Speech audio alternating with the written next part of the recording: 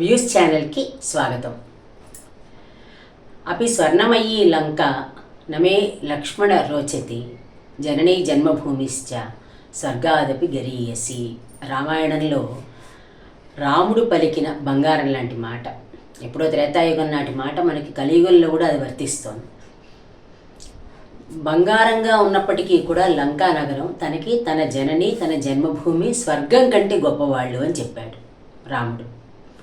ఇది అందరికీ వర్తిస్తుంది. మనం పుట్టిన ఊరు మనకి అంటే ఈ పరుగుల్లో ఉండి చదువుకునే రోజుల్లో కానీ లేకపోతే కొంతకాలం మనం మర్చిపోయినప్పటికీ కాస్త విశ్రాంతి వచ్చిన తర్వాత మన హాయిగా ఆలోచనలో ఉన్నప్పుడు ఒక్కసారి మనం పుట్టిన ఊరు చూసుకురావాలనిపిస్తుంది. అది అందరికీ కలిగే ఆలోచన, అంటే అందరికీ అంటే సర్వసాధారణంగా కలిగే ఆలోచన. ఈ ఆలోచన కలిగినప్పుడే ఒకసారి మేము మా ఊరు వెళ్ళొచ్చాం. మా ఊరంటే మా అమ్మమ్మ గారి ఊరు, యానాంకి దగ్గరగా పల్లిపాలెం గ్రామం అంటారు.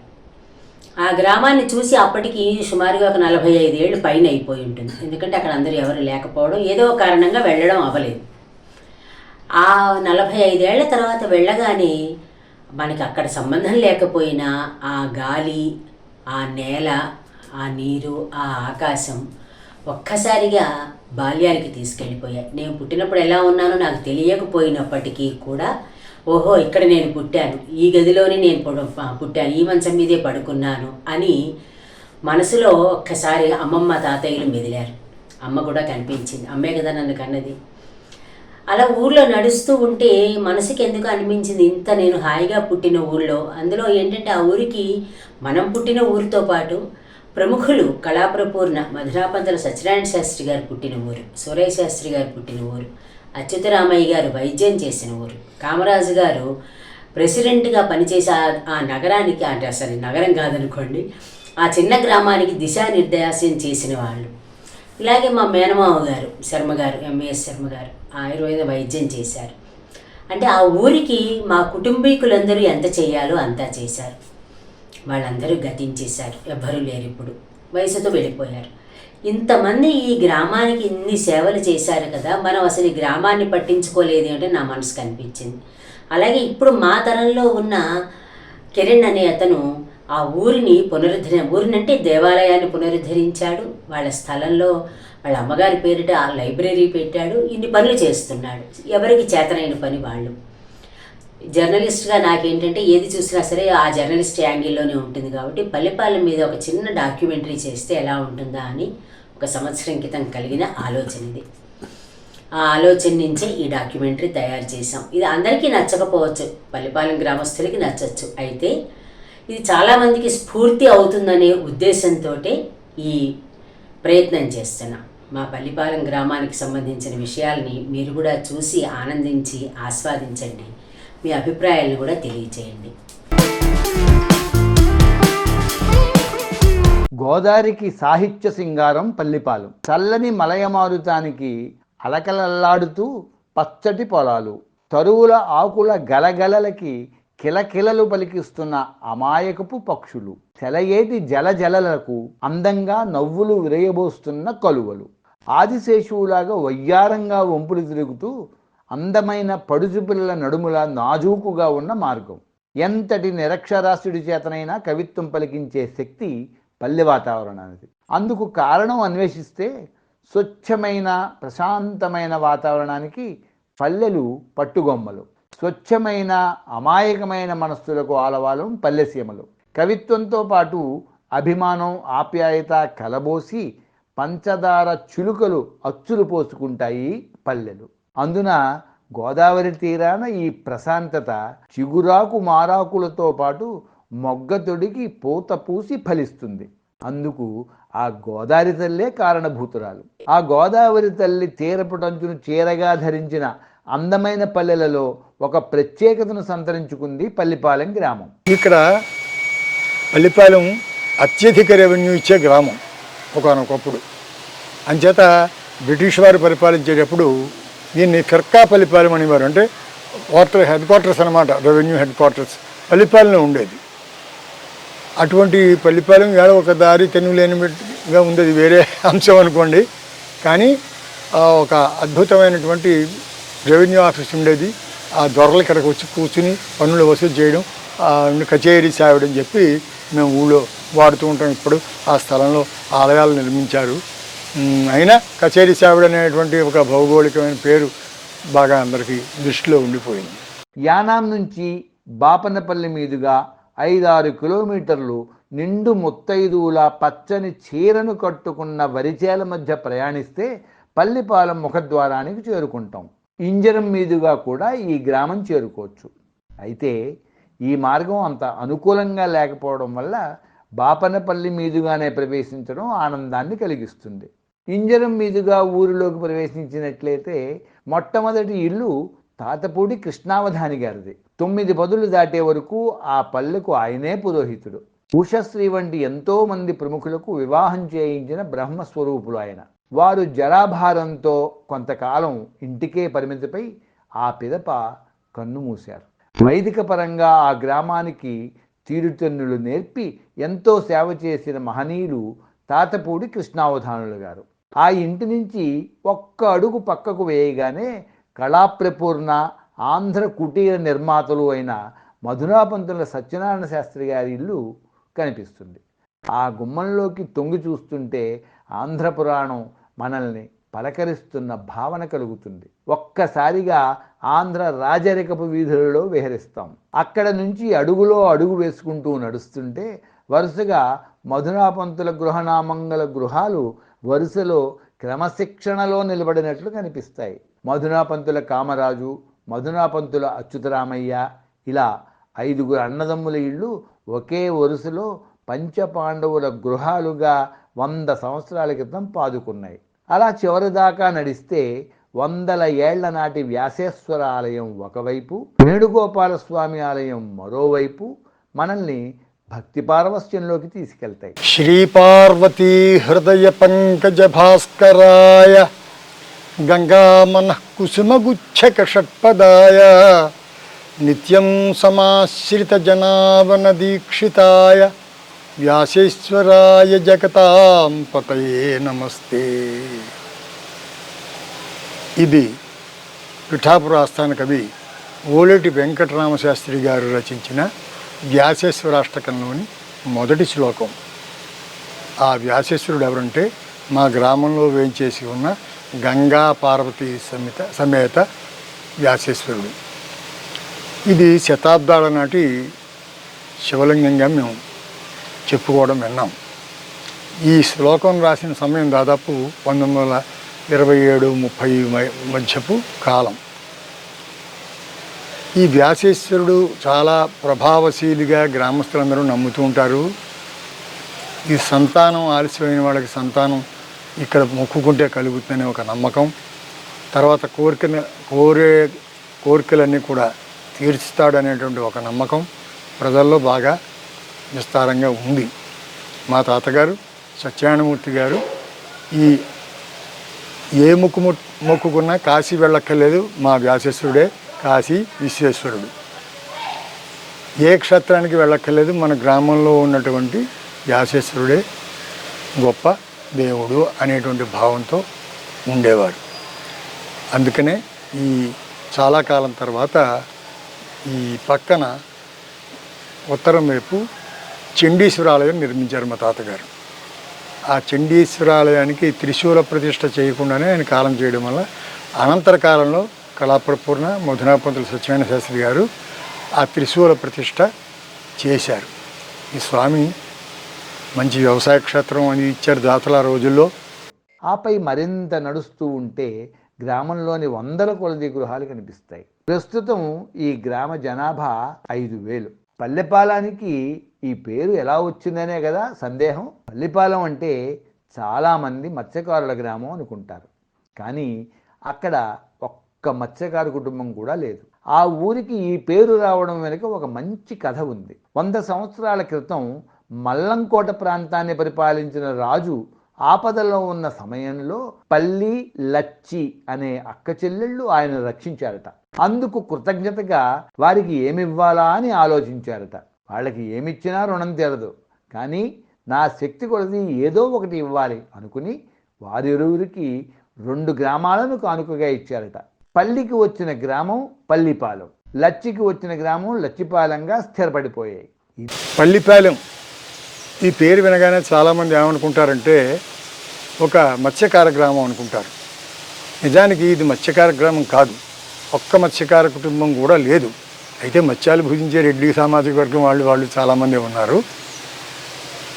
కానీ ఈ పేరు ఎలా వచ్చిందనే విషయానికి వస్తే పల్లి లచ్చి అని ఇద్దరు అప్పచెల్లెళ్ళు ఒకానొక సమయంలో మల్లంకోటను పరిపాలించే ప్రభువుని రక్షించారు.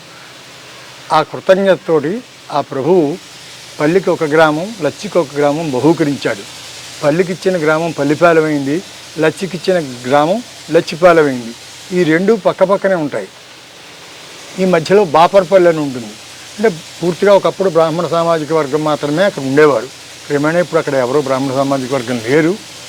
ఈ రకమైనటువంటి భౌగోళిక స్వరూపం ఇదంతా ఇసుక, గరువు నేలలు, మంచి సస్యశ్యామలంగా పండేటువంటి భూములు, మంచి మామిడి తోటలు మొదలైనవన్నీ ఈ ఊరికి పెట్టని సౌందర్యాలు.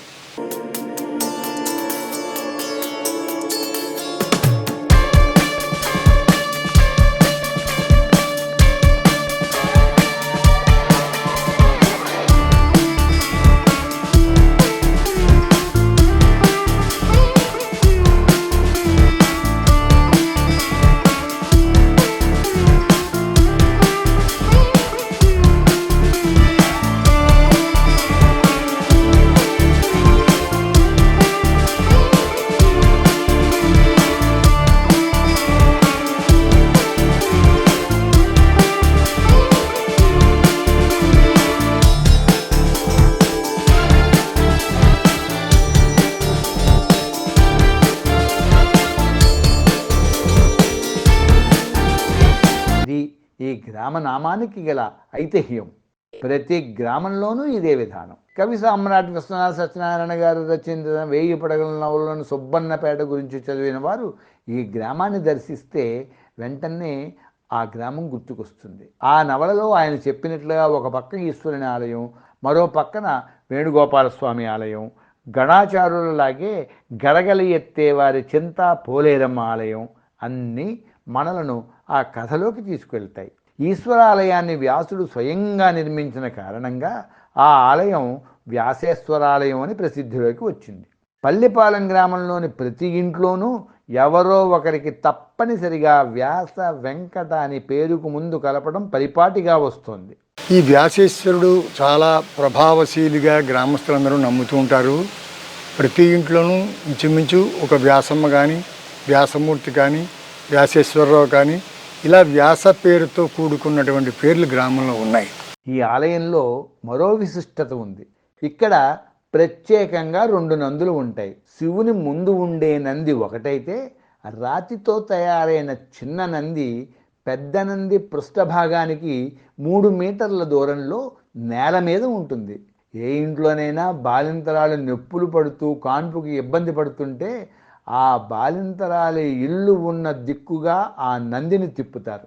ఆ బాలింతరాలు సుఖంగా ప్రసవించిన తర్వాత ఆ ఇంటివారు ఆ దేవాలయానికి వచ్చి నందిని మళ్ళా యథాస్థానంలోకి తిప్పి మొక్కు చెల్లించుకుంటారు. ఇది స్థానికుల నమ్మకమే కాదు, అక్కడి ప్రత్యేకత కూడాను. ఈ ఆలయానికి మరో ప్రత్యేకత కూడా ఉంది.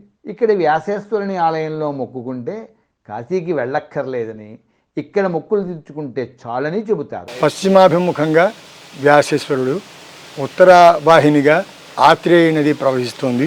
అంచేత కాశీ సమక్షేత్రం అని చెప్పి దీనికి ప్రశస్తి ఉంది. అనేక పురాణాల్లో కూడా వాటి ప్రస్తావన ఉందని అంటూ ఉంటారు. దాని గురించి నేను ప్రత్యేకమైనటువంటి అధ్యయనం ఏం చేయలేదు. తర్వాత ఎదురుగుండా వేణుగోపాలస్వామి ఆలయం ఉంది. ఈ వేణుగోపాలస్వామి ఊళ్ళో రెడ్డి సామాజిక వర్గం వారు నిర్మించారు. దానికి భూవసతి అది కూడా వారే ఏర్పాటు చేశారు. ఈ వేణుగోపాలస్వామి, వ్యాసేశ్వర స్వాముల కళ్యాణం ఒకే రోజున జరుగుతుంది. వైశాఖ శుద్ధ ఏకాదశి నాడు జరుగుతుంది. ఇది ఈ గ్రామంలో ఉండేటువంటి ప్రసిద్ధి.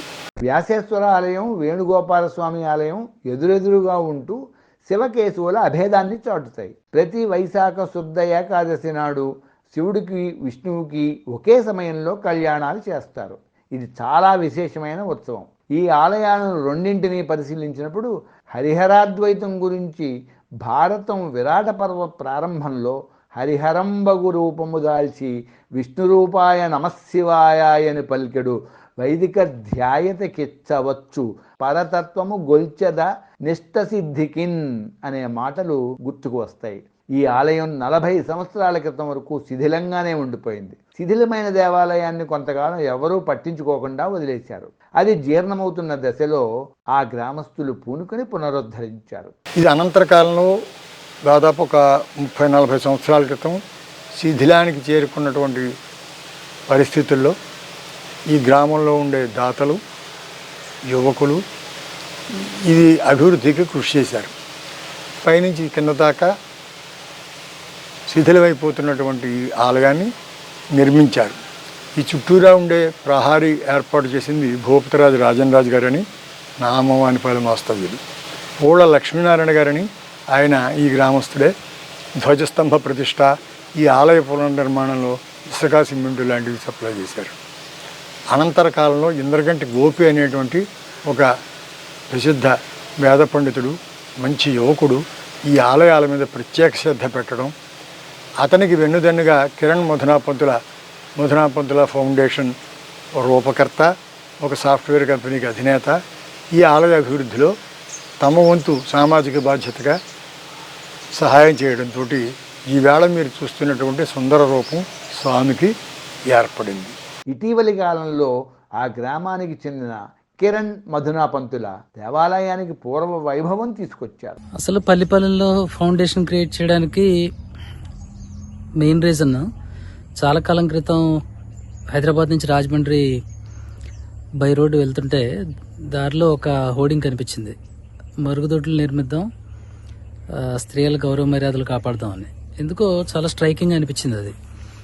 మన వాళ్ళు సాధారణంగా నాగరికత ఇక్కడే పుట్టింది, చీనాంబరాలు ఎక్కడైనా వేశారని అంటుంటారు కదా, కానీ ఇంకా మరుగుదొడ్లు నిర్మించుకునే పరిస్థితుల్లోనే ఉన్నావా అని అనిపించింది.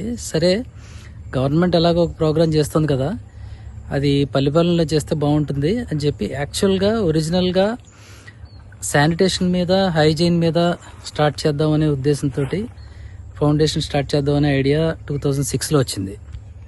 సరే, తర్వాత రకరకాల ఐడియాస్ వచ్చిన తర్వాత ఎడ్యుకేషన్ మీద ఫోకస్ పెడితే మంచిది అనే ఉద్దేశంతో మధునాపంతుల ఫౌండేషన్ స్కూల్ 2006లోనే స్టార్ట్ చేసాము.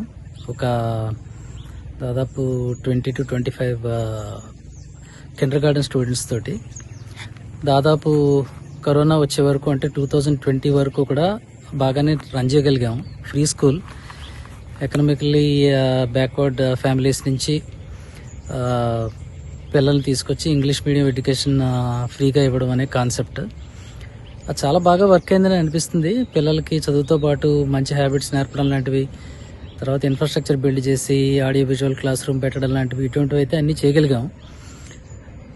కరోనా వల్ల అనుకోకుండా స్కూల్లో స్టూడెంట్స్ని గవర్నమెంట్ స్కూల్కి హ్యాండ్ ఓవర్ చేసి దాన్ని వేరే రకంగా చేయాల్సి వచ్చింది. కానీ బట్ అదర్వైజ్ 2006 నుంచి దాదాపు 2020 14 ఇయర్స్ పీక్ టైంలో దాదాపు 175 మంది పిల్లలు ఉండేవారు. చివరికి వచ్చే కొద్దీ దాదాపు 70-75 స్టూడెంట్స్ మిగిలారు వేరియస్ రీజన్స్ వల్ల. బట్ ఇన్ జనరల్ ఒక ఆబ్జెక్టివ్ అయితే నెరవేరిందని అనిపించింది.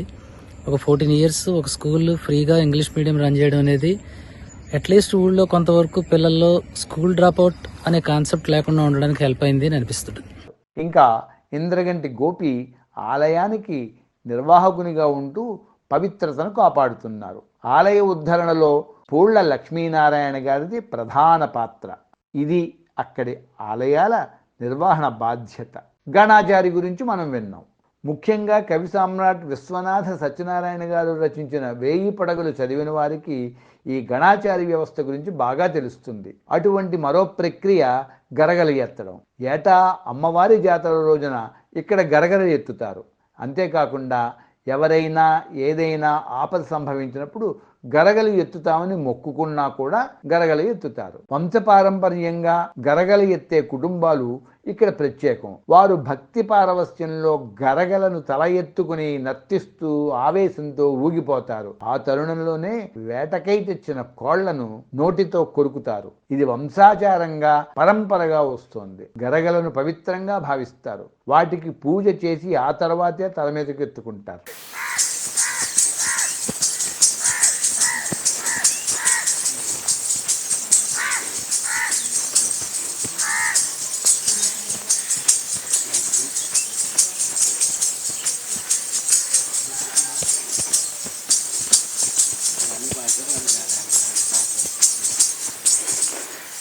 పల్లిపాలెం పండితుల నిలయం. వెంకట రామకృష్ణ కవులలో ఒకరైన ఓలేటి వెంకటరామ శాస్త్రి గారు పల్లిపాలెం గ్రామంలోనే జన్మించారు. ఈ జంట కవులు పిఠాపురం ఆస్థాన కవులు. ఇక మధునాపంతుల చలపతిరావు గారు పౌరాణికుడు, సహపౌరాణికుడు ఓలేటి సీతారామ శాస్త్రి గారు. ఇక్కడ సాహిత్య స్పర్ధలు వచ్చాయి. సాహితీ సంపద కూడా సమృద్ధిగానే రూపుదిద్దుకుంది. ఈ గ్రామానికి మంచి సాహిత్య నేపథ్యం ఉంది. ఆ సాహిత్య నేపథ్యం ఏమిటంటే, ఓలేటి దక్షిణామూర్తి గారి కుమారుడైనటువంటి ఓలేటి వెంకటరామ శాస్త్రి గారు మంచి యువకుడుగా ఉండగానే అతని మేనత్త కుమారుడైనటువంటి రామకృష్ణ శాస్త్రి గారితో జంట కవులుగా మారి కవిత్వం చెబుతూ పిఠాపుర ఆస్థానంలో ఆస్థాన కవి పదవిని సంపాదించారు. వారికి చెల్లపిల్లవారికి మధ్యన ఒక రకమైన సాహిత్య స్పర్ధ ఉండేది. ఇద్దరూ దగ్గర బంధువులే. చల్లపిల్లవారు ఏదో సందర్భంలో వెంకటరామ శాస్త్రి నా శిష్యుడే అని చెప్పి ప్రకటించారు. సరే, ఆయన దగ్గర ఏదో కొద్దిగా మౌలికమైన అంశాలు నేర్చుకుని ఆయన్ని గురువుగా అంగీకరించని స్థితిలో వెంకటరామ శాస్త్రి గారు ఉండేవారు. వీరిద్దరూ కలిపి ఈ చల్లపిల్ల కవుల మీద, ఈ జంట కవులు ఆ తిరుపతి శాస్త్రి గారు వెంకట శాస్త్రి గారి మీద తిరుగుబాటు చేశారు. చేసేటప్పటికి వెంకట శాస్త్రి గారు వాడు ఒక సాక్షి పద్యం కూడా ఉంది. అందులో పల్లిపాలెం ఇంజరం ఒక సాక్షి, యానాముతా సాక్షి, పల్లిపాలెం బుతానల్ల సాక్షి, మధున పంతుల సూరయ్య బుధుడి సాక్షి, సాక్షి అయ్యనకు నన్న సుబ్బయ్య గారు, ఇలా ఇంకా చాలా ఉంది. మంజువాణి ప్లస్ మేనేజర్ ఒక సాక్షి. ఇలా సాక్షి పద్యాలు సాక్షులున్నారు, పద్యంబు చాలదు ఇంకా అని అంతమంది సాక్షుల లిస్టు కూడా ఇచ్చారు. ఇస్తే అప్పుడు ఈయన ఈ రామకృష్ణ కవుల్లో ఒకరైనటువంటి కృష్ణశాస్త్రి గారు ఏమన్నారంటే, ఎటు చదివితే 3 నాళ్ళ పట్టపగలు పట్టుబడి పడి అక్షరములు పట్టుబడికై ఉన్నాయి, గురుడు అంచు నన్ను పట్టు వదలడు, ఇంకా గురుడు అంచు నన్ను తగులుకున్నాడు సైతానులాగా అని చెప్పి చేశారు. ఆ రోజుల్లో దినపత్రికలు అన్నింటిలోనూ వీళ్ళిద్దరి మధ్య భారతం ఒకటి రాస్తే దాని గీర్తం ఒకటి రాసేవారు. ఇలాగ వెంకటేశార్ధ శతకం అని వీళ్ళు రాశారు. ఇలా రకరకాల సాహిత్య స్పర్ధ జరిగింది. ఆ స్పర్ధ వల్ల పత్రికలన్నీ చాలా సుసంపన్నమైనటువంటి సాహిత్య వాతావరణం సమాజంలో క్రియేట్ చేసి ఎంతో ఆసక్తిగా చదువుకుంటూ ఒకరు కొంతమంది వారి పక్షాన్ని, మరికొందరు వీరి పక్షాన్ని ఉండి వాదోపవాదాలు చెలదగినటువంటి దానికి పల్లిపాలెం కూడా ఒక ప్రత్యక్ష సాక్షి. కళాప్రపూర్ణ మధునాపంతుల సత్యనారాయణ శాస్త్రి గారు ఆంధ్ర పురాణం రచించడమే కాకుండా ఆంధ్రీ కుటీరం స్థాపించి దళితులకు వేదం నేర్పిన మహనీయుడు. ఇకపోతే ఈ గ్రామం నుంచి ప్రసిద్ధులైన వాళ్ళు చెప్పాను కదా, వెంకటరామకృష్ణ కవుల్లో వెంకటరామ శాస్త్రి గారు ఒకరు. ఆయన స్ఫూర్తితోటి మా తాతగారు, అంటే వెంకటరామ శాస్త్రి గారి బావమరిది అనమాట, మా తాతగారు సాహిత్య రచన చేశారు. అంటే ఆకొండివారి వైద్యం అనే పుస్తకాన్ని 1927 ఆ ప్రాంతంలోనే ప్రచురించారు. ఆ తర్వాత సత్యనారాయణ శాస్త్రి గారు, మధునాపంతుల సత్యనారాయణ శాస్త్రి గారు కళాప్రపూర్ణ, ఆయన ఆంధ్ర పురాణ రచన, ఆంధ్రీ కుటీర స్థాపన, ఆంధ్ర రచయితల రచన ఇవన్నీ కూడా పల్లిపాలెం కేంద్ర స్థానంగానే జరిగాయి. ఈవేళ ఆంధ్ర పురాణం అనే దానికి తెలుగు నేలంతా పెద్ద ప్రాచుర్యం ఉంది. ఇటీవల కాలంలో అప్పాజోసి సత్యనారాయణ గారు మొదలైన వారు వాళ్ళ ఫౌండేషన్ తరఫున ఈ పుస్తకాన్ని ప్రచురించి వ్యాఖ్యానంతో పల్లిపాలెంలోనే ఆవిష్కరణ చేశారు. అలాగే కేంద్ర సాహిత్య అకాడమీ శతజయంతి సభ, మధునాపంతుల వారి శతజయంతి సభ కూడా పల్లిపాలెంలోనే చేశారు. ఆ తర్వాత వారి సోదరులు సూరశాస్త్రి గారు, అంటే మా తండ్రి గారు, ఆయన దేవీనవతని రాయడం, ఆయుర్వేదాచార్య, తెలుగు పండితులుగా పనిచేసిన వారు. తర్వాత చెప్పుకోదగ్గ వారి గొప్పవాళ్లలో మధునాపంతుల కామరాజు గారు ఒకరు. కామరాజు గారు ఈ గ్రామాన్ని ఏకఛత్రాధిపత్యంగా యునానిమస్గా ఎన్నికై సర్పంచ్గా దాదాపు 1.5 దశాబ్దాల పైగా ఈ గ్రామాన్ని పరిపాలించారు. ఆయన హయాంలోనే పల్లిపాలెం నుంచి కోలంక వెళ్ళేటువంటి రహదారి ఏర్పడింది.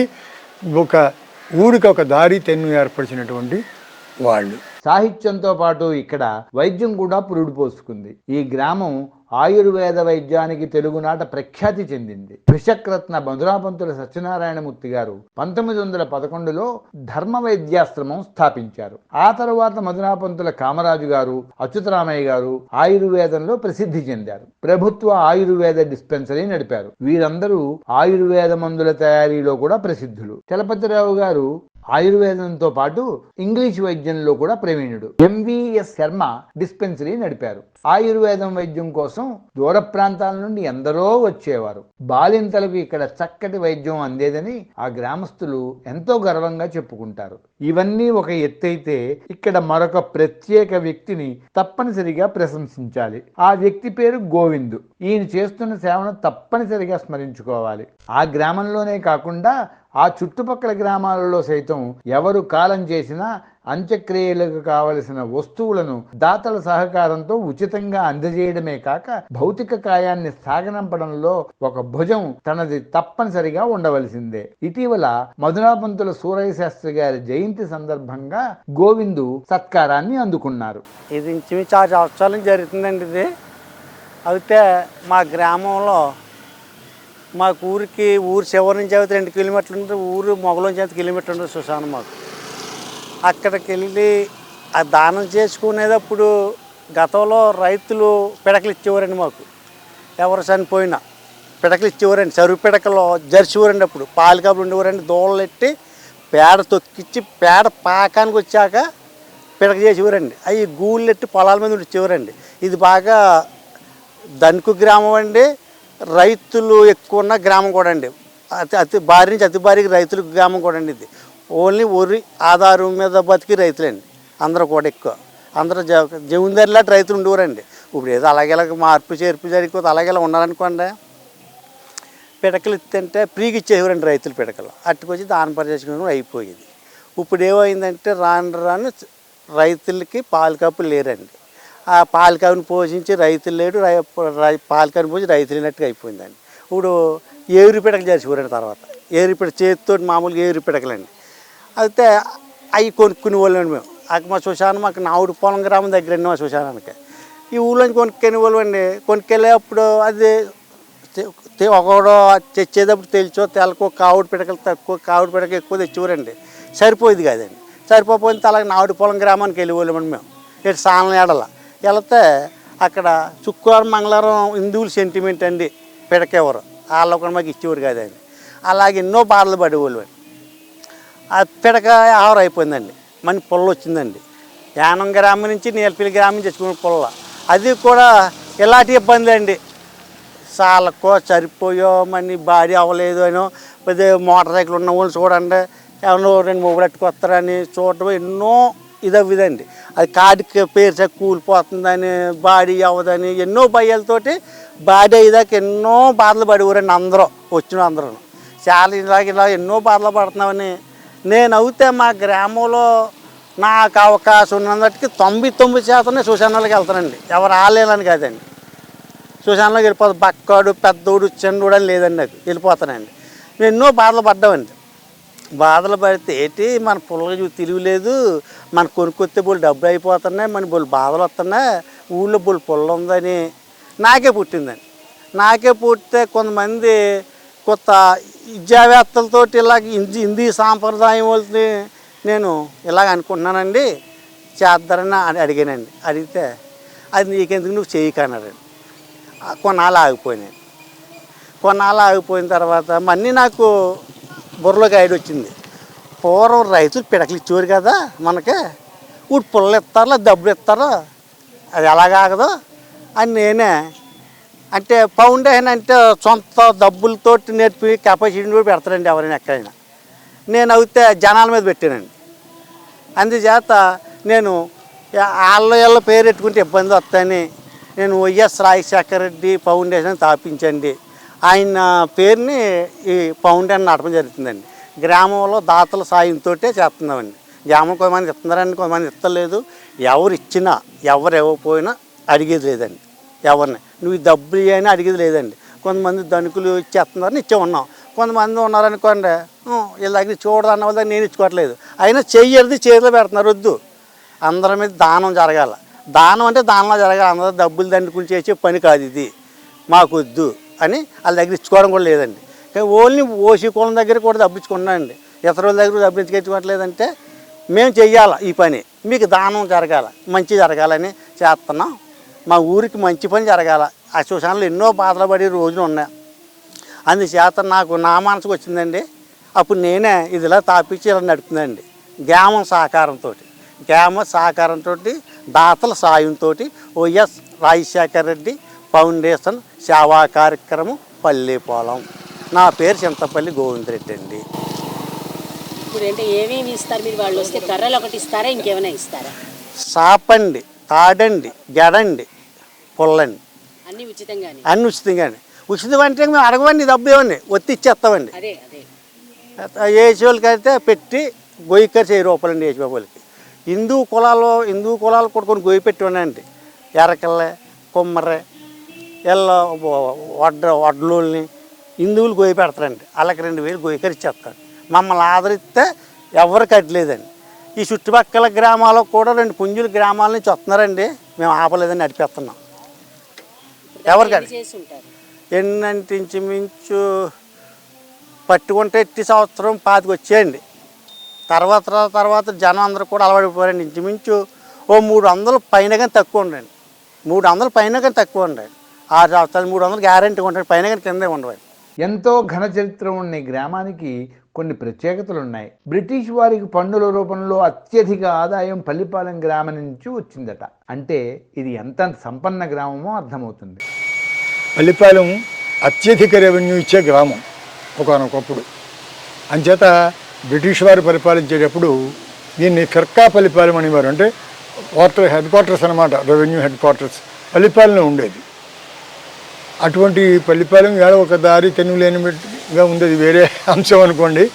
కానీ ఒక అద్భుతమైనటువంటి రెవెన్యూ ఆఫీస్ ఉండేది. ఆ దొరలు ఇక్కడికి వచ్చి కూర్చుని పన్నులు వసూలు చేయడం, కచేరీ సావిడ అని చెప్పి మేము ఊళ్ళో వాడుతూ ఉంటాం. ఇప్పుడు ఆ స్థలంలో ఆలయాలు నిర్మించారు. అయినా కచేరీ సావిడ అనేటువంటి ఒక భౌగోళికమైన పేరు బాగా అందరికీ దృష్టిలో ఉండిపోయింది. మధునాపంతుల కామరాజు గారి 15 సంవత్సరాల సర్పంచ్ పరిపాలనలో ఈ గ్రామానికి దారి తెన్ను ఏర్పడ్డాయి. తర్వాత చెప్పుకోదగ్గ వారి గొప్పవాళ్లలో మధునాపంతుల కామరాజు గారు ఒకరు. కామరాజు గారు ఈ గ్రామాన్ని ఏకఛత్రాధిపత్యంగా యునానిమస్గా ఎన్నికై సర్పంచ్గా దాదాపు 1.5 దశాబ్దాల పైగా ఈ గ్రామాన్ని పరిపాలించారు. ఆయన హయాంలోనే పల్లిపాలెం నుంచి కోలంక వెళ్ళేటువంటి రహదారి ఏర్పడింది. ఒక ఊరికి ఒక దారి తెన్ను ఏర్పరిచినటువంటి వాళ్ళు. ఈ గ్రామంలో పుట్టి పెరిగిన కళాప్రపూర్ణ మధునాపంతుల సత్యనారాయణ శాస్త్రి శత జయంతి సభను కేంద్ర సాహిత్య అకాడమీ నిర్వహించింది. ఇది గ్రామానికే గర్వకారణం. ఈ గ్రామస్తులు తొలినాళ్లలో అనేక రామాయణాలు బాగా చదివేవారు. ఇక్కడ పురాణ పఠనం జరిగింది. ఆ విషయంలో ఇప్పుడు బాగా వెనకబడింది. ఒకప్పుడు చేతి వృత్తులు బాగా ఉండేవి, అవి కూడా ఇప్పుడు వెనకబడ్డాయి. ముఖ్యంగా ఊడుపులైపోయి కోతలు వచ్చే లోపల వ్యవసాయదారులందరూ ఖాళీగా ఉండేవారు. ఆ ఖాళీగా ఉండే సమయాల్లో పురాణ పఠనం బాగా ఎక్కువగా జరిగేది. మధునాపంతుల చలపతిరావు గారు మంచి పౌరాణికుడు. ఆయన పద్యాలు చదువుతుంటే దానికి ఓలేటి సీతన్న గారు వ్యాఖ్యానం చేసేవారు.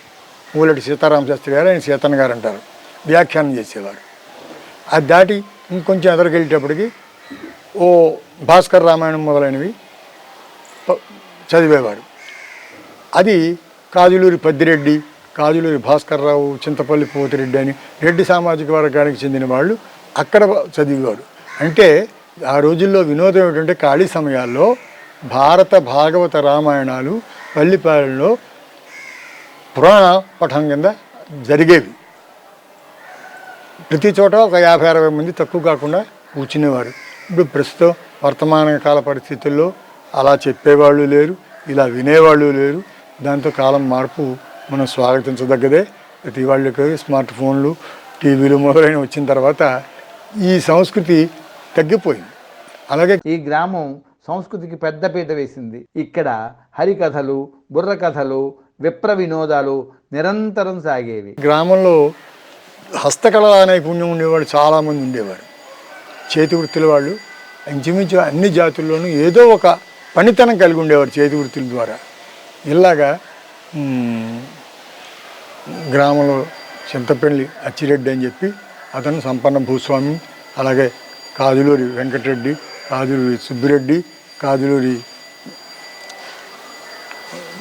అతను ఏదో గుర్తులేదు, వాళ్ళ తమ్ముడు, వీరందరూ కూడా గ్రామంలో సంపన్న రైతులు. మరి మూలాస్వామిని, వాళ్ళ అబ్బాయి వ్యాసమూర్తి, వీరందరూ కూడా చాలా ప్రముఖమైనటువంటి వ్యవసాయదారులు, రైతులు, కూలీల్ని పోషించేవారు. మూడు చక్కటి సంస్కృతికే పరంగా ఉండేది. అలాగే ఇక్కడ వినోదాలకి ఏమిటి, తోలు బొమ్మలాటలు పెట్టేవారు, హరికథలు జరిగేవి, మరి భాగవతులు వచ్చేవారు. నా చిన్నప్పుడు విప్ర వినోదులని వాళ్ళు వచ్చి ఇక్కడ కార్యక్రమాలు చేయడం కూడా నేను ఎరుగుదును. బుర్రా సుబ్రహ్మణ్య శాస్త్రి గారు ఏంటి హరికథకులు ఇక్కడికి వచ్చి చెప్పినటువంటి సందర్భం నాకు తెలుసు. మంచి మంచి నాటకాలు ప్రదర్శన అవి కూడా చేశాం. ఇక్కడి ప్రజలు ప్రశాంత జీవనం గడుపుతున్నారు. ఎటువంటి గొడవలు లేవు. అన్ని కులాల వారు స్నేహంగా ఉంటున్నారు. పల్లిపాల గ్రామం అనేది ప్రశాంతతకు మారుపేరండి. ఏ రకమైనటువంటి కుల కక్షలు కానీ, తగాదాలు కానీ, ఏ రకమైనటువంటి ఆస్తి తగాదాలు కానీ ఇంచుమించు లేవనే చెప్పుకోవాలి. అందరూ సౌమ్యులు, ప్రేమిస్తారు, ప్రేమిస్తే లేకపోతే తొలగిపోతారు తప్ప ఎవరి మీద కక్ష సాధింపు చర్యలు చెయ్యాలనేటువంటి కాన్సెప్ట్ మా గ్రామంలో లేదు. మామూలుగా అందరూ ఏమనుకుంటారంటే రెడ్డి సామాజిక వర్గం ఉన్న చోట చాలా పెత్తందారీ వ్యవస్థ అనుకుంటారు. అలాగేం లేదు. అందరూ కలిసిమెలిసి అన్యోన్యంగా సహజీవనం చేసినట్టు చేస్తూ చాలా మైత్రికి, స్నేహానికి మారుపేరు. నోరూరించే సున్నుండలు ఇక్కడి నుంచి ఇతర ప్రాంతాలకు ఎగుమతి అయ్యేవి. అలాగే ఈ ఊళ్ళో ఈ రెడ్డి సామాజికంలో ఉండేటువంటి స్త్రీలు సున్నుండలు ఎంత అద్భుతంగానూ చేస్తారు. అనేక చోట్ల నేను చూశాను తిని. కానీ మా ఊరి సున్నుండ రుచి ఇంకెక్కడా ఉండదు. ఇప్పుడు కూడా ఆ తర్వాత తరం అయిపోయిన తర్వాత అందరూ కొనుక్కుని స్టేజ్ వచ్చేసారు. ఏం కావాలంటే మార్కెట్లో దొరుకుతున్నాయి. ఆఖరికి మా ఊళ్ళోకి ఈ స్విగ్గీలు, పిజ్జాలు ఇవన్నీ కూడా ఫోన్ చేస్తే వచ్చేస్తున్నాయి. బండి మీద ఫ్లిప్కార్ట్ వాడు వచ్చేస్తున్నాడు, అందరూ వచ్చేస్తున్నారు. సాంకేతికత అభివృద్ధి చెందింది. ఆ పూర్వపు రుచులు, అభిరుచులు క్రమేణా మారిపోతున్నాయి.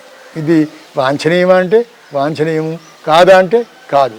ఈ గ్రామం సంస్కరణలకు పునాది వేసింది. ఆంధ్రీ కుటీరం దళితులకు సంస్కృతం నేర్పింది. రంగూన్ నుంచి కూడా ఎందరో వచ్చి ఇక్కడ సంస్కృతం నేర్చుకున్నారు. ఎందుకంటే ఒకప్పుడు ఏ సదుపాయం లేకుండా ఇక్కడ పల్లిపాలెం 1938లోనే ఆంధ్రీ పత్రిక నడిపారు. ప్రింటింగ్ ఏమో పిఠాపురంలో జరిగేది. ఇక్కడి నుంచి డిస్ట్రిబ్యూషన్ అయ్యేది. కవులందరూ రచనలు ఇక్కడికి పంపేవారు. 1938 అది గొప్ప విషయం.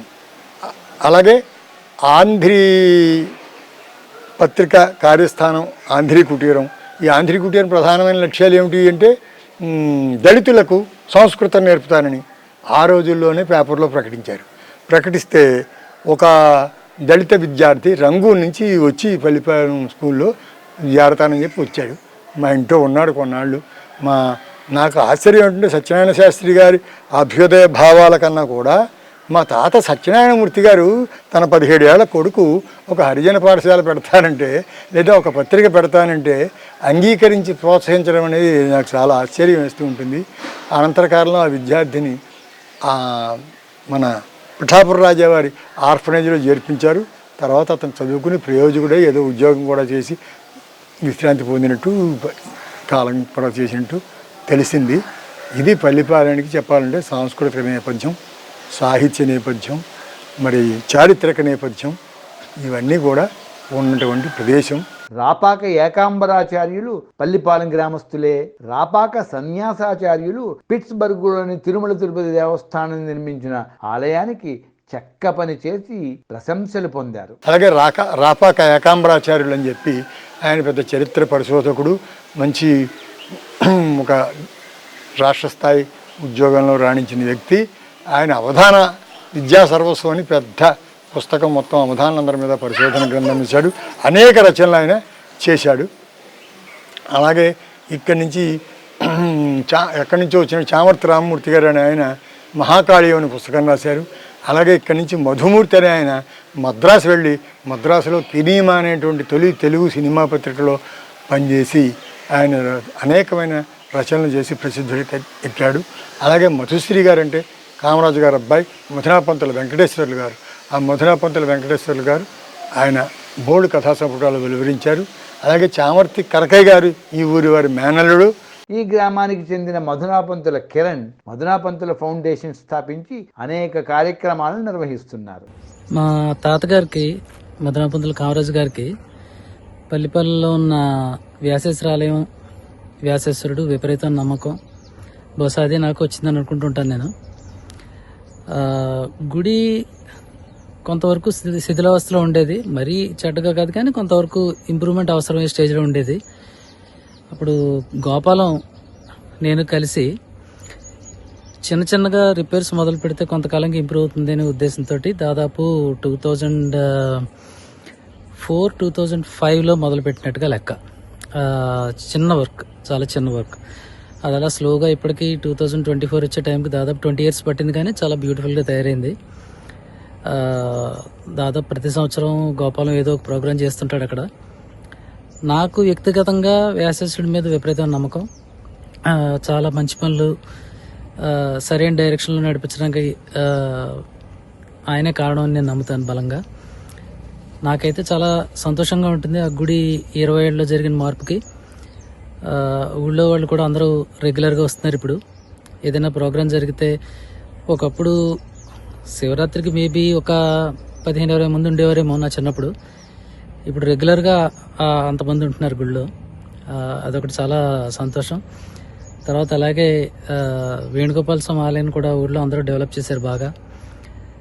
ఇన్ జనరల్ నాకు సంబంధించినంత వరకు నా నమ్మకం, పల్లిపల్లిలో మిగతా వాళ్ళ నమ్మకం, ఆ గుళ్ళు రెండు బాగా ఇంప్రూవ్ అవడం అనేది చాలా మంచి పని జరిగింది. శ్రీమంతుడి చిత్రంలో లాగా ఎక్కడి నుంచో వచ్చి ఈ గ్రామాన్ని ఉద్ధరించే అవసరం లేకుండా స్థానికులు, ఇక్కడ పుట్టి పెరిగిన వారు ఈ గ్రామాన్ని తమ పుట్టినిల్లుగా భావిస్తూ ఎంతో అందంగా రూపొందించుకుంటున్నారు. ఎంతో మందికి ఆదర్శంగా నిలుస్తున్నారు. మా నాన్న మధుశ్రీ అనే కలం పేరుతో రాసిన కథలు దాదాపు 1970-71 వరకు రాసిన కథలన్నీ కలిపి మధుశ్రీలు అని ఒక బుక్ తీసుకొచ్చాం 2011-12 టైంలో. తర్వాత ఈ మధ్య వచ్చిన ఒక ఆలోచన, ఒక 3-4 సంవత్సరాలుగా వచ్చిన ఒక ఆలోచన ఏంటంటే, ఆ కథల పేరున మంచి రచయితలకి కథా పురస్కారం అని చెప్పి అవార్డు ఇద్దామని చెప్పి డెసిషన్ తీసుకున్నాం. ఒక 3 years నుంచి ఆ programme every year February-March time ఫ్రేమ్లో జరుగుతుంది. చాలా మంచి ఫేమస్ ఈ స్టోరీ రైటర్స్కి అవార్డు ఇవ్వడం జరుగుతుంది. సరే, ఇప్పుడు రత్నప్రభా గ్రంథాలయం అని పెట్టిన తర్వాత ఇంకొక ఐడియా ఏమొచ్చిందంటే, విమెన్ ఎస్పెషలీ స్త్రీలు ఈ సోషల్ సర్వీస్లో కానీ, లిటరేచర్కి సంబంధించి కానీ, రూరల్ ఎడ్యుకేషన్ సంబంధించి కానీ ఏదైనా వర్క్ చేసిన వాళ్ళు ఎవరైనా ఉంటే ఈ రత్నప్రభా గ్రంథాలయం తరఫున ఒక పురస్కారం అందజేద్దామనే ఆలోచన వచ్చి అది 2024లో స్టార్ట్ చేసాం. సో దీన్ని బట్టి జనరల్గా ప్రతి ఇయర్ మధుశ్రీల అవార్డు పేరున కథా రచయితలకి, రత్నప్రభ పేరు మీద విమెన్ ఎంపవర్మెంట్, రూరల్ ఎడ్యుకేషన్ మీద పనిచేసిన సెలెక్ట్ విమెన్కి అవార్డు ఇవ్వడం జరుగుతుంది. ఇక చివరిగా రామాయణ భారతాల ద్వారా అందరికీ చిరపరిచితులైన ఉషశ్రీ పల్లెపాలెం గ్రామానికి చెందిన మధునాపంతుల అచ్యుతరామయ్య గారి అల్లుడు. తర్వాత ఇక్కడ పుట్టిన వాళ్ళు, ఇక్కడ పెరిగిన వాళ్ళే కాకుండా ఎక్కడి నుంచో వచ్చి ఇక్కడ స్థిరపడి గొప్పవాళ్ళైన వాళ్ళు ఉన్నారు. అలాగే మరి ఇక్కడే ఉండి ఇక్కడి నుంచి బయటికి వెళ్ళి వాళ్ళు కొంతమంది గొప్పవాళ్ళైన వాళ్ళు ఉన్నారు. అలాగే ఈ ఊరు అల్లుళ్ళు అయ్యి గొప్పవాళ్ళైన వాళ్ళు ఉన్నారు. అందులో బాగా ప్రసిద్ధులు ఎవరంటే మా మేనత్త గారు అవుతారు ఆవిడ వ్యాస సత్యవతి గారు. ఆవిడ భర్త అంటే మధునాపంతుల అచ్యుతరామయ్య గారి అల్లుడు ఉషశ్రీ గారు. ఆ ఉషశ్రీ గారి గురించి వేరేగా మనం చెప్పుకోక్కర్లేదు. ఆయన జగత్ ప్రసిద్ధుడు. ఎక్కడి నుంచో వచ్చి ఈ గ్రామాన్ని ఉద్ధరించే అవసరం లేకుండా స్థానికులు, ఇక్కడ పుట్టి పెరిగిన వారు ఈ గ్రామాన్ని తమ పుట్టినిల్లుగా భావిస్తూ ఎంతో అందంగా రూపొందించుకుంటున్నారు. ఎంతో మందికి ఆదర్శంగా నిలుస్తున్నారు. ఇది పల్లెపాలెం గురించిన సంక్షిప్త సమాచారం. ఒకసారి ఈ గ్రామాన్ని సందర్శిస్తే ఈ అనుభూతి చూసిన వారికి తప్పకుండా కలుగుతుంది. చూస్తారు కదూ. ఇది చూశారు కదా పల్లెపాలెం గ్రామం గురించి మాకు తెలిసిన కొన్ని విషయాలు. అంటే ముఖ్యంగా ఇక్కడ మేము కృతజ్ఞతలు చెప్పుకోవాల్సింది మధునాపంతులు సత్యనారాయణమూర్తి గారికి. ఎందుకంటే ఇంకా మాకు ఆ గ్రామంతో అనుబంధం ఏర్పడడానికి మిగిలిన ఏకైక కుటుంబం అక్కడ.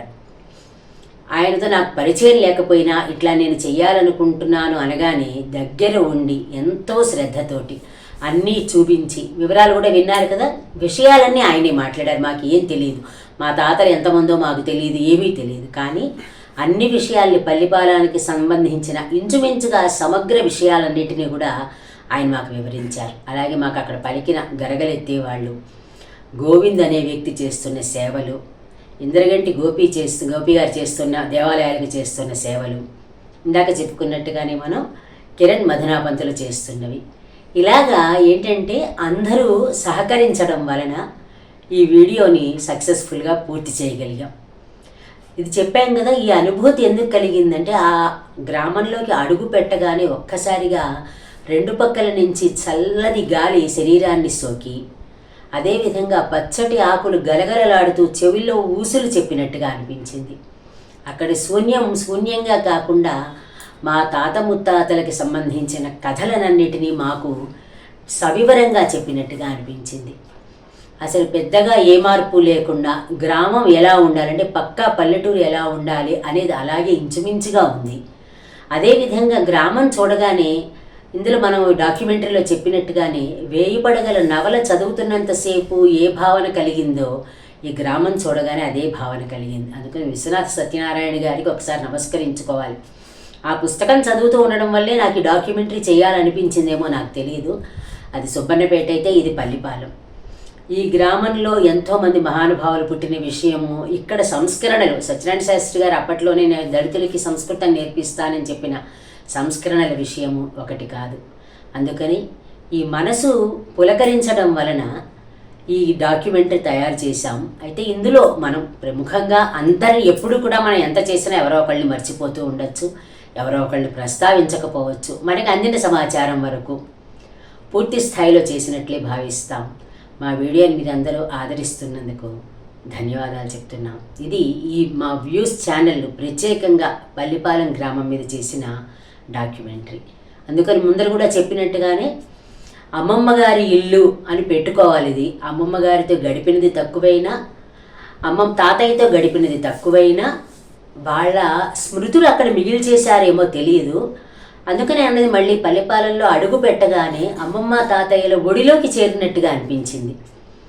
అంటే వాళ్ళు అక్కడ లేకపోయినా ఆ భావన కలగలేదు. వాళ్ళే ఉండి పిలుస్తున్నట్టు, మా మేనమావ వచ్చి రెండమ్మ మా ఇంటికి అంటున్నట్టు, అక్కడ ఉన్న మిగిలిన తాతయ్యలందరూ, తాతగారు వాళ్ళు 5 అన్నదమ్ములు అయితే ఒక్కొక్క తాతయ్య పిలిచినట్టు, వాళ్ళ పిల్లలు మళ్ళీ అందరూ మేనమావులే అవుతారు కదా, వాళ్ళందరూ పిలిచినట్టు అందరూ ఒక్కసారి అక్కడికి ఏదో హక్కును చేర్చుకున్న భావన కలిగింది. నిజంగా నాకు సగం మంది తెలియదు కూడా, మనసుకి తెలియకపోయినా వారి ఆత్మ కానీ, లేకపోతే వాళ్ళ ఆప్యాయత కానీ, వాళ్ళ ఆదరణ కానీ ఆ వీధిలోని అలా ఆ ఇళ్ల చుట్టూ తిరుగుతూ ఉందేమో నాకు తెలియదు. కానీ చెప్పరానంత ఆనందాన్ని పొందాం గ్రామానికి వెళ్ళగానే. ఎప్పుడో బాల్యంలో చూసిన ఇల్లు కూడా లేదు ఇప్పుడు నిజంగా చెప్పాలంటే. బాల్యంలో చూసిన ఆ ఊరిని మళ్ళీ చూడటం, ఆ వ్యాసేశ్వరుడి ఆలయం, వేణుగోపాల స్వామి ఆలయం చూడటం, దానికి తోడు ఇంకొక విషయం ముగించే ముందర చెప్పాలి. ఇప్పుడు నేను కట్టుకున్నది కూడా మా ఊరికి పక్కనే ఉన్న ఇంజరంలో నేసిన ఉప్పాడ చీర. కారణం ఏంటంటే అక్కడికి వెళ్ళగానే అతను ఎవరో మాకు తెలియదు. అది కూడా సత్యనారాయణమూర్తి గారు పరిచయం చేశారు అతన్ని. అతను ఎలాంటి చీర ఇచ్చాడు, రంగు బాగుందా లేదా అదేమీ లేదు, పుట్టింటి చీర అనిపించింది అంతే. అందుకని అతన్ని ఎక్కువ బేరం ఆడకుండా చెప్పిన ధరకే, అంటే పల్లిపాలెం వెళ్ళి ఆ చీర తెచ్చుకున్నాము అనే భావన కలుగుతుంది. మరొకటి కూడా సత్యనారాయణమూర్తి గారు సరదాగా షాపింగ్ చేయించి అక్కడ మనకి రబ్బర్ బ్యాండ్లు దొరకవని కాదు, రబ్బర్ బ్యాండ్లు గాజులు ఎందుకు ఆయన కొనిపిస్తుంటే సరే కొనిపిస్తున్నారు కదా అనుకున్నాను. కానీ ఈ రోజుకి కూడా అవి తీసుకుంటే ఓహో పుట్టింటి సరికంటే ఇంత సరదాగా ఉంటుందా అని. ₹2 రబ్బర్ బ్యాండ్ దొరకని చోటు కాదు, హైదరాబాద్లో దొరకనివి ఉంటాయి, పల్లిపాలెంలో దొరుకుతాయా? కానీ అది జననీ జన్మభూమిశ్చ అనేది అమ్మ నాకు జన్మనిచ్చిన నా జన్మభూమిని రెండింటిని ఒక్కసారి స్మరించుకోవాలనిపించి ఈ వీడియో తయారు చేశాం. ఇది కొంచెం ఎక్కువగా చెప్పినప్పటికీ కూడా పుట్టిన ఊరి గురించి మాట్లాడాలనే ఒక ఉత్సాహము లోపల నుంచి ఒక ఏదో తెలియని ఆర్ద్రతో మరి ఏదో తండ్రికొస్తూ ఉండడం వల్ల ఇది చేశాము. అందుకని కష్టపడి స్క్రిప్ట్ నేను రాసినప్పటికీ మా వారు సుబ్రహ్మణ్యం గారు తన వాయిస్ ఓవర్ ఇచ్చారు. అంటే బయట వాళ్ళు ఎవరి చేతనే చేయించవచ్చు అనుకోవచ్చు, కానీ కాదు, ఇది మనది అనిపించాలి. నేనే నా అక్షరాల్లో నా గ్రామాన్ని బంధించాలి అనుకున్నాను. తను కూడా నాతో పాటు వచ్చారు కాబట్టి ఇప్పుడు నేను పల్లిపాలెం ఆడపడుచునైతే ఆయన పల్లిపాలెం అల్లుడే అవుతారు. ఎలా అయినా మా నాన్నగారు ఉషశ్రీ గారు కూడా పల్లిపాలెం అల్లుడు. అందుకని బయట ఎక్కడైనా అంటారు కదా, ఇప్పుడు జనకరాజు యొక్క అల్లుడు రాముడు అని చెప్తారు, కానీ రాముడు మహారాజు అని ఎక్కడా చెప్పరు మిదిలికి వెళ్తే కనుక. అలాగే పల్లిపాలెం వెళ్ళగానే ఇగో మీ నాన్నగారు మా ఊరు అల్లుడు అని చెప్పారు. అలాగే నాన్న అల్లుడు కూడా ఆ ఊరి అల్లుడుగా అవ్వాలని అనుకుని మేమిద్దరం కలిసి ఈ ప్రయత్నం చేశాం. దీన్ని మీరు అందరూ ఆదరించాలని, ఇది ప్రేరణగా తీసుకుని అందరూ కూడా తమ తమ గ్రామాల గురించి, దానికి ఉన్న గొప్పదనాన్ని గురించి, మన పెద్ద పెద్ద సిటీస్ గురించి, వేరే టూరిస్ట్ ప్లేసుల గురించి కాదు, మన గ్రామం గురించి అందరికీ తెలియజేయాలని ఈ చిన్న ప్రయత్నం చేశాం. తప్పక ఆదరిస్తారని ఆశిస్తున్నాం. నమస్కారం.